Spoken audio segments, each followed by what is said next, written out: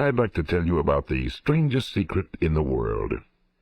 Some years ago, the late Nobel Prize-winning Dr. Albert Schweitzer was being interviewed in London, and a reporter asked him, "Doctor, what's wrong with men today?"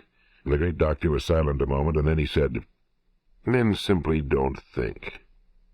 It's about this that I want to talk with you. We live today in a golden age. This is an era that man has looked forward to, dreamed of, and worked toward for thousands of years. But since it's here, we pretty well take it for granted. We in America are particularly fortunate to live in the richest land that ever existed on the face of the earth, a land of abundant opportunity for everyone. But do you know what happens? Well, let's take 100 men who start even at the age of 25. Do you have any idea what will happen to those men by the time they're 65? These 100 men who all start even at the age of 25 believe they're going to be successful. If you ask any one of these men if he wanted to be a success, he'd tell you he did. And you'd notice that he was eager toward life, that there was a certain sparkle to his eye, an erectness to his carriage, and life seemed like a pretty interesting adventure to him. But by the time they're 65, 1 will be rich. 4 will be financially independent. 5 will still be working. 54 will be broke. Now think a moment. Out of the 100, only 5 make the grade. Now why do so many fail? What has happened to the sparkle that was there when they were 25? What's become of the dreams, the hopes, the plans? And why is there such a large disparity between what these men intended to do and what they actually accomplished? When we say about 5% achieve success, we have to define success. And here's the best definition I've ever been able to find. Success is the progressive realization of a worthy ideal. If a man is working toward a predetermined goal and knows where he's going, that man is a success. If he's not doing that, he's a failure. Success is the progressive realization of a worthy ideal. Rollo May, the distinguished psychiatrist, wrote a wonderful book called Man's Search for Himself, and in this book he says, the opposite of courage in our society is not cowardice, it is conformity. And there you have the trouble today. It's conformity, people acting like everyone else without knowing why, without knowing where they're going. Now think of it. In America right now, there are over 18 million people 65 years of age and older. And most of them are broke. They're dependent on someone else for life's necessities. Now, we learn to read by the time we're 7. We learn to make a living by the time we're 25. Usually by that time, we're not only making a living, we're supporting a family. And yet by the time we're 65, we haven't learned how to become financially independent in the richest land that has ever been known. Why? We conform. And the trouble is that we're acting like the wrong percentage group, the 95 who don't succeed. Now, why do these people conform? Well, they really don't know. These people believe that their lives are shaped by circumstances, by things that happen to them, by exterior forces. They're outer-directed people. A survey was made one time that covered a lot of men, working men, and these men were asked, "Why do you work? Why do you get up in the morning?" 19 out of 20 had no idea. If you ask them, they'll say, well, everyone goes to work in the morning, and that's the reason they do it, because everyone else is doing it. Now let's get back to our definition of success. Who succeeds?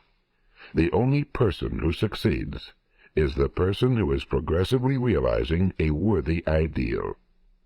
Is the person who says, I'm going to become this, and then begins to work toward that goal. I'll tell you who the successful people are. A success is the school teacher who's teaching school because that's what he or she wants to do. The success is the woman who's a wife and mother because she wanted to become a wife and mother and is doing a good job of it. The success is the man who runs the corner gas station because that was his dream. That's what he wanted to do. The success is the successful salesman who wants to become a top-notch salesman and grow and build with his organization. A success is anyone who is doing deliberately a predetermined job because that's what he decided to do deliberately. But only 1 out of 20 does that. That's why today there isn't really any competition unless we make it for ourselves. Instead of competing, all we have to do is create. You know, for 20 years I looked for the key which would determine what would happen to a human being. Was there a key I wanted to know which would make the future a promise that we could foretell to a large extent? Was there a key that would guarantee a person's becoming successful if he only knew about it and knew how to use it? Well, there is such a key, and I've found it. Have you ever wondered why so many men work so hard and honestly without ever achieving anything in particular, and others don't seem to work hard and yet seem to get everything? They seem to have the magic touch. You've heard them say that about someone. Everything he touches turns to gold. And have you ever noticed that a man who becomes successful tends to continue to become successful? And on the other hand, have you noticed how a man who's a failure tends to continue to fail? Well, it's because of goals. Some of us have goals, some don't. People with goals succeed because they know where they're going. It's that simple. Think of a ship leaving a harbor, and think of it with the complete voyage mapped out and planned. The captain and crew know exactly where it's going and how long it'll take. It has a definite goal. Now, 9,999 times out of 10,000, it will get to where it started out to get.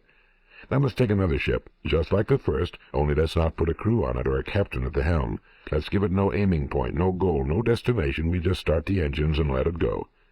I think you'll agree with me that if it gets out of the harbor at all, it will either sink or wind up on some deserted beach, a derelict. It can't go any place because it has no destination and no guidance, and it's the same with a human being. Take the salesman, for example.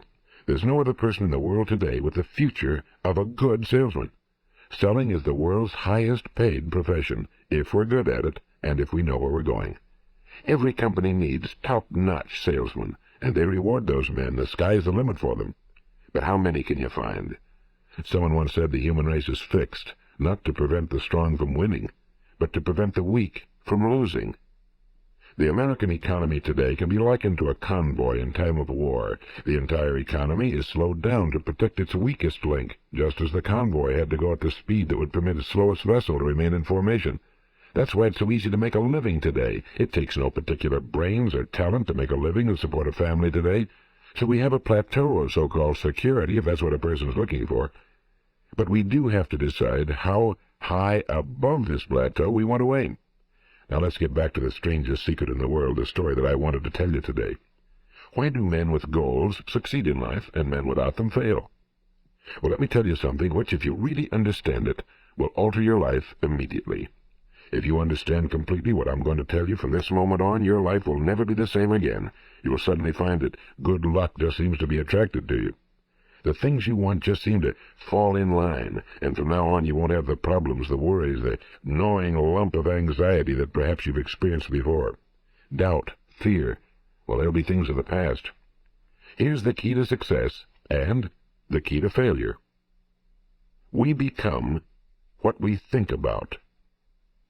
Now let me say that again. We become what we think about.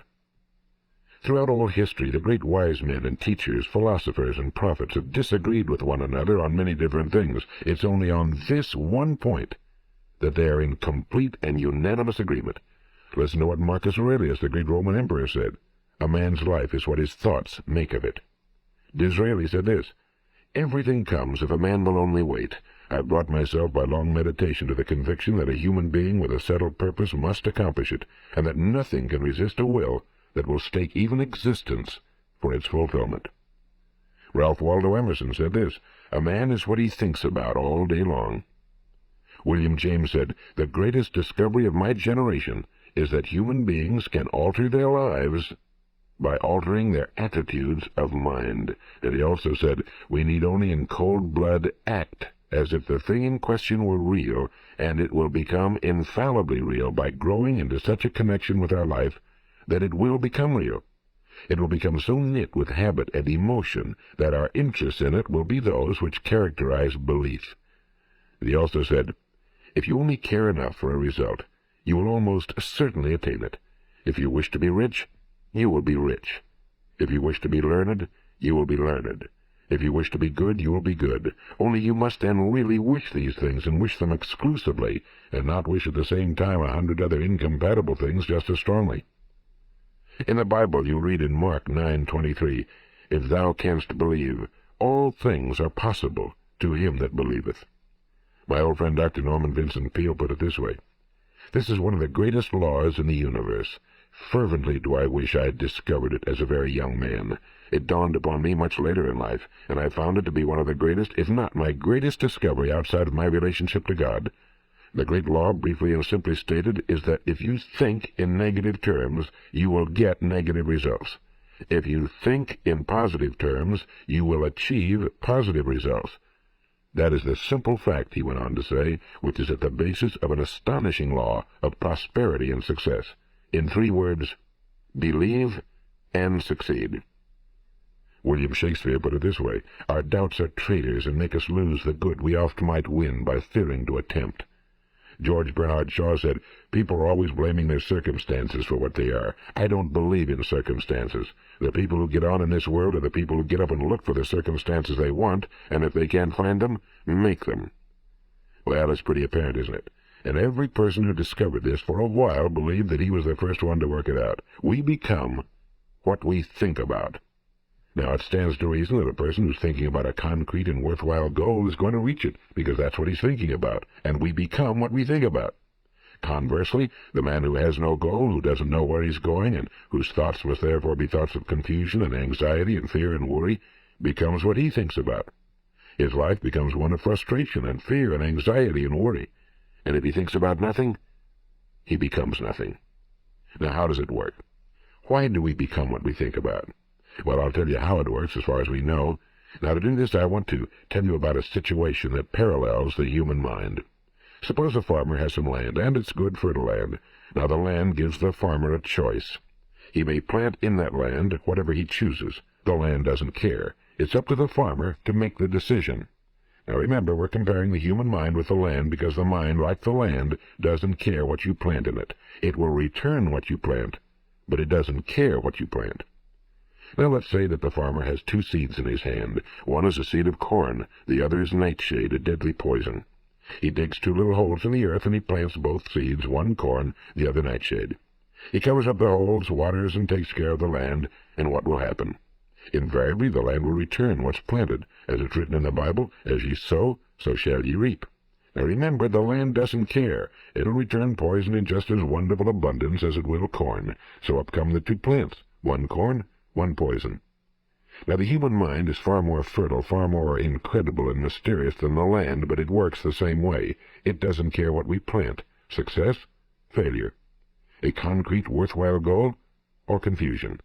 Misunderstanding, fear, anxiety, and so on. But what we plant, it must return to us. You see, the human mind is the last great unexplored continent on earth. It contains riches beyond our wildest dreams. It will return anything we want to plant.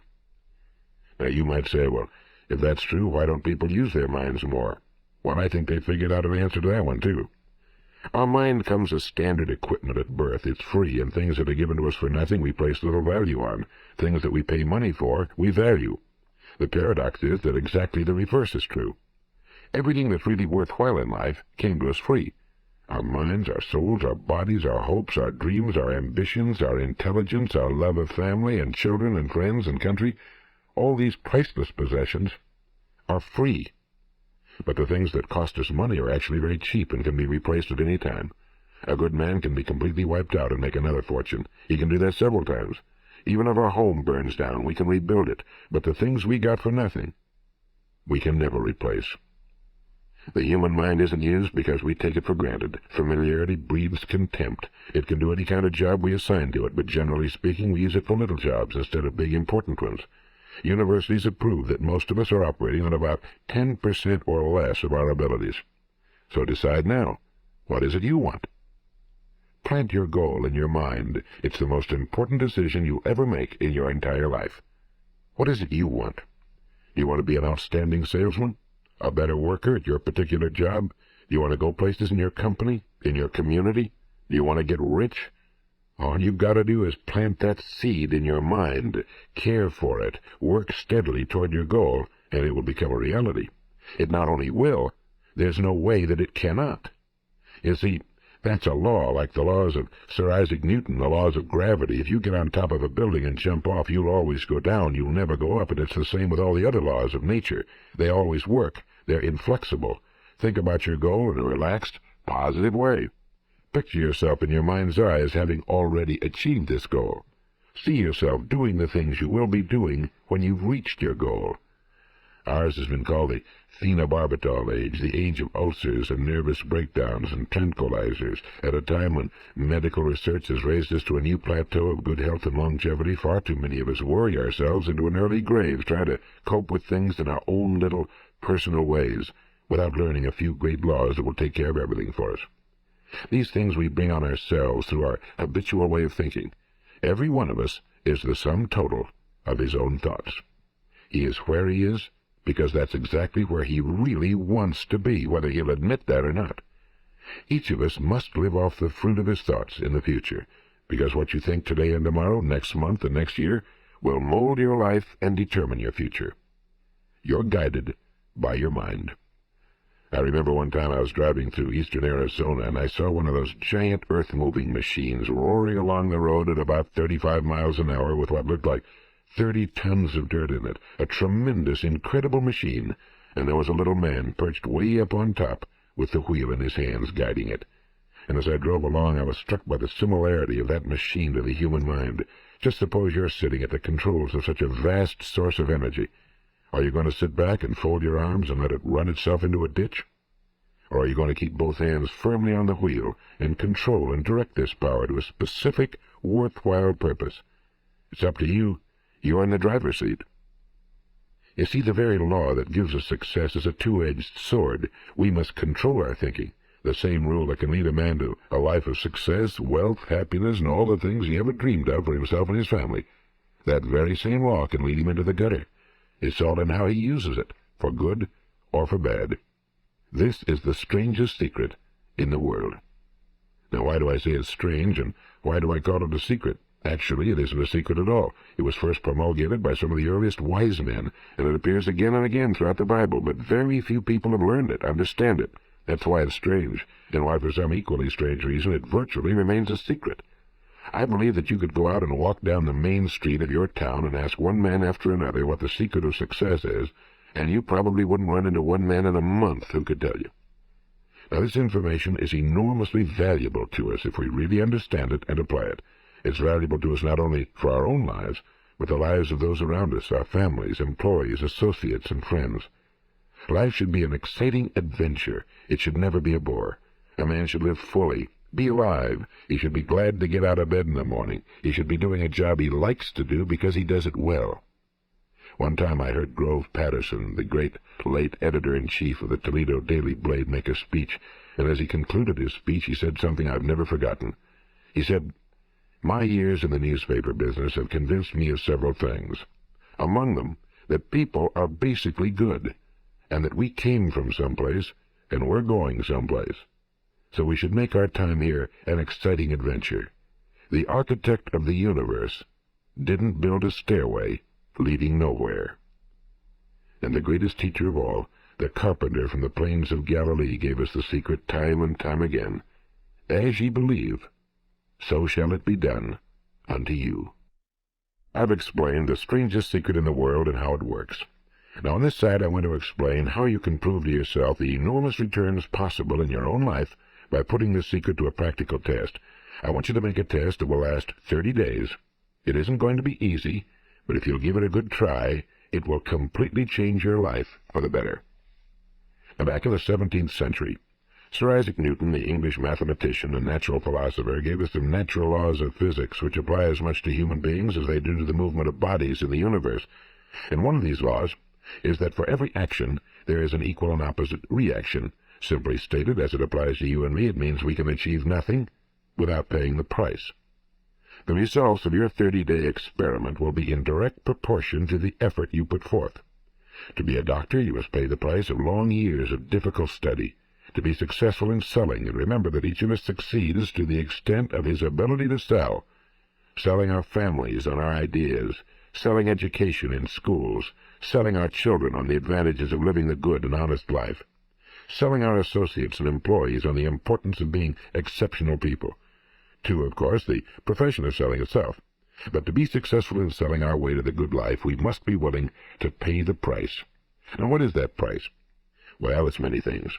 First, it's understanding emotionally, as well as intellectually, that we literally become what we think about, that we must control our thoughts if we're to control our lives. It's understanding fully that as ye sow, so shall ye reap. Second, it's cutting away all fetters from the mind and permitting it to soar as it was divinely designed to do. It's the realization that your limitations are self-imposed and that the opportunities for you today are enormous beyond belief. It's rising above narrow-minded pettiness and prejudice. And third, it's using all your courage to force yourself to think positively on your own problem, to set a definite and clearly defined goal for yourself, to let your marvelous mind think about your goal from all possible angles, to let your imagination speculate freely upon many different possible solutions, to refuse to believe that there are any circumstances sufficiently strong to defeat you in the accomplishment of your purpose, to act promptly and decisively when your course is clear, and to keep constantly aware of the fact that you are at this moment standing in the middle of your own acres of diamonds, as Russell Conwell used to point out. And fourth, save at least 10% of every dollar you earn. It's also remembering that no matter what your present job, it has enormous possibilities if you're willing to pay the price. Now let's just go over the important points in the price each of us must pay to achieve the wonderful life that can be ours. It is, of course, worth any price. 1. You will become what you think about. 2.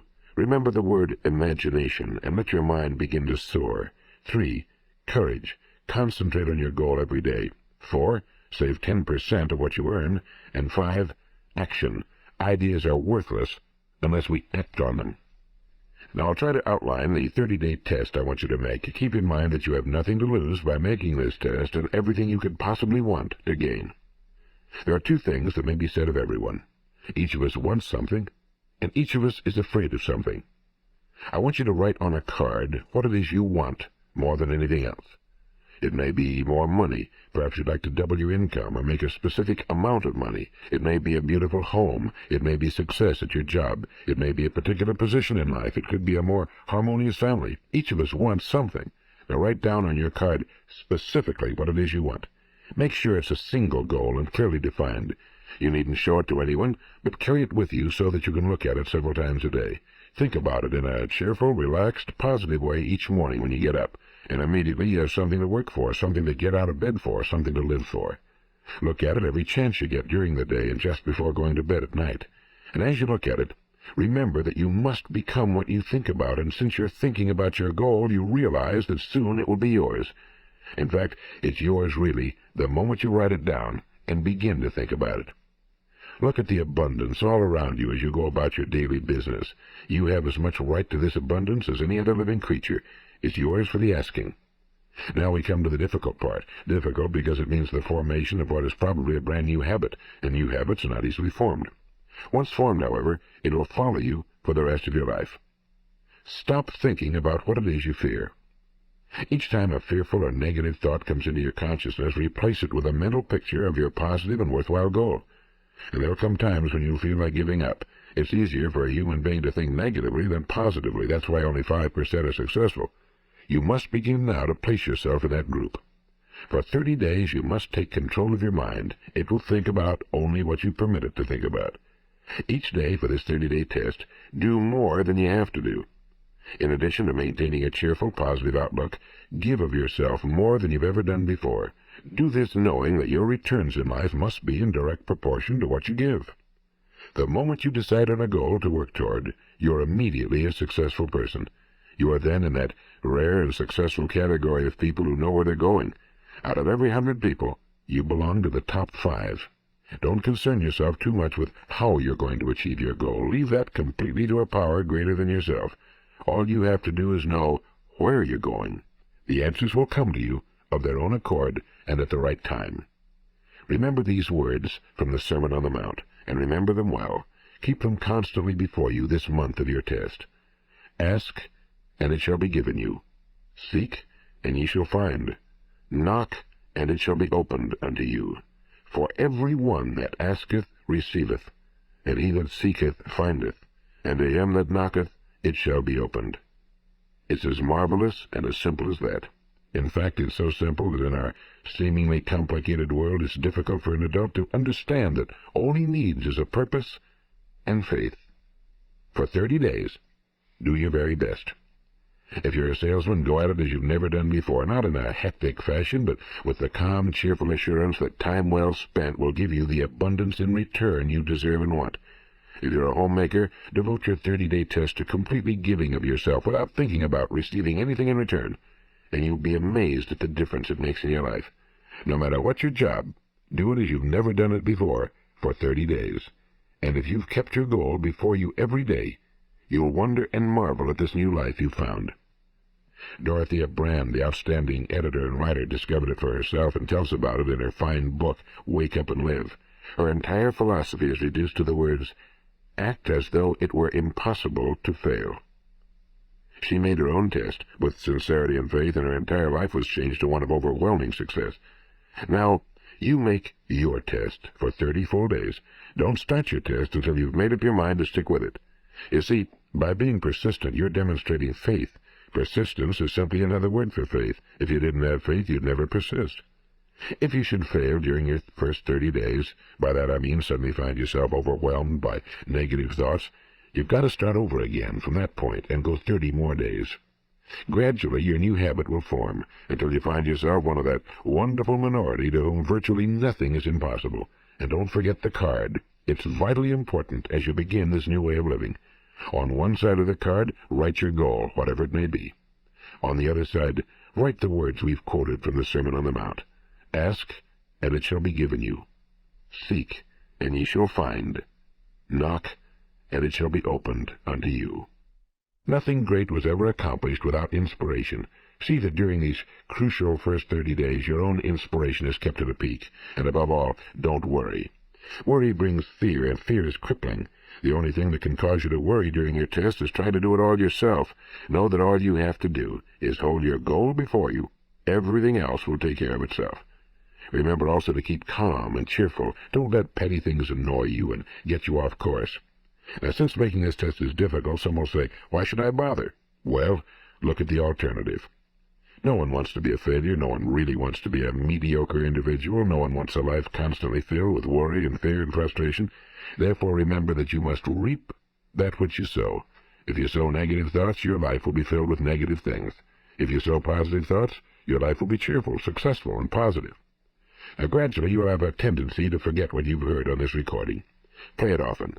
Keep reminding yourself of what you must do to form this new habit. Gather your whole family around at regular intervals and listen to what's been said here. You know, most men will tell you that they want to make money without understanding the law.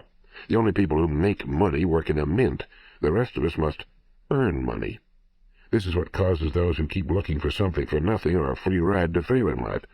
The only way to earn money is by providing people with services or products which are needed and useful. We exchange our time and our product or service for the other man's money. Therefore, the law is that our financial return will be in direct proportion to our service. Now, success is not the result of making money. Making money is the result of success, and success is in direct proportion to our service. Most people have this law backwards. They believe that you're successful if you earn a lot of money. The truth is that you can only earn money after you're successful. It's like the story of the man who sat in front of the stove and said to it, "Give me heat, and then I'll add the wood." How many men and women do you know, or do you suppose there are today, who take the same attitude toward life? There are millions. We've got to put the fuel in before we can expect heat. Likewise, we've got to be of service first before we can expect money. Don't concern yourself with the money. Be of service, build, work, dream, create. Do this, and you'll find there's no limit to the prosperity and abundance that will come to you. Prosperity, you know, is founded upon a law of mutual exchange. Any person who contributes to prosperity must prosper in turn himself. Sometimes the return will not come from those you serve, but it must come to you from someplace, because that's the law. For every action, there is an equal and opposite reaction. As you go daily through your 30-day test period, remember that your success will always be measured by the quality and quantity of service you render, and money is a yardstick for measuring this service. No man can get rich himself unless he enriches others. Now, there are no exceptions to a law. You can drive down any street in America, and from your car estimate the service that's being rendered by the people living on that street. Had you ever thought of this yardstick before? It's interesting. Some, like ministers and priests and other devoted people, measure their returns in the realm of the spiritual, but again, their returns are equal to their service. Once this law is fully understood, any thinking person can tell his own fortune. If he wants more, he must be of more service to those from whom he receives his return. If he wants less, he has only to reduce his service. This is the price you must pay for what you want. If you believe you can enrich yourself by deluding others, You can end only by deluding yourself. It may take some time, but just as surely as you breathe, you'll get back what you put out. Don't ever make the mistake of thinking you can avert this. It's impossible. The prisons and the streets where the lonely walk are filled with people who tried to make new laws just for themselves. We may avoid the laws of man for a while, but there are greater laws that cannot be broken. An outstanding medical doctor recently pointed out 6 steps that will help you realize success. 1. Set yourself a definite goal. 2. Quit running yourself down. 3. Stop thinking of all the reasons why you cannot be successful and instead think of all the reasons why you can. 4. Trace your attitudes back through your childhood and try to discover where you first got the idea you couldn't be successful, if that's the way you've been thinking. 5. Change the image you have of yourself by writing out a description of the person you would like to be. And 6. Act the part of the successful person you have decided to become.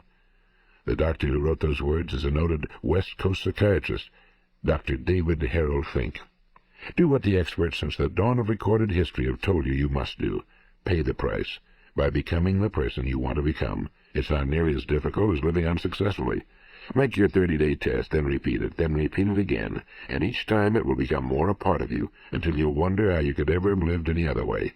Live this new way, and the floodgates of abundance will open and pour over you more riches than you may have dreamed existed. Money? Yes, lots of it.